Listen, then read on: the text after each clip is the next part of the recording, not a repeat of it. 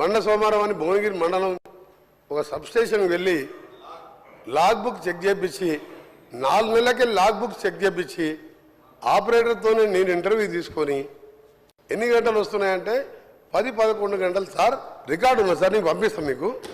Maximum అంటే 14 గంటలు, అందులో 5-6 సార్లు పోతుంది కరెంట్ అని ఐలై అనే ఆపరేటర్ రిటైల్ లైన్మెన్ని మళ్ళీ వీలు పెట్టుకున్నాం. గతంలో రిటైల్ లైన్మెన్ అయిన తర్వాత ఐటీఐ చేసిన వాళ్ళని పెట్టేది ఎక్స్పీరియన్స్ లైన్మెన్. ఆయన చెప్పిన రికార్డు పంపిస్తాను ఒకటి ముఖ్యమైనది, ఎందుకంటే సబ్జెక్టు కరెక్షన్, ఎందుకంటే వారు మిస్గైడ్ చేస్తుంది తెలంగాణ ప్రజలు.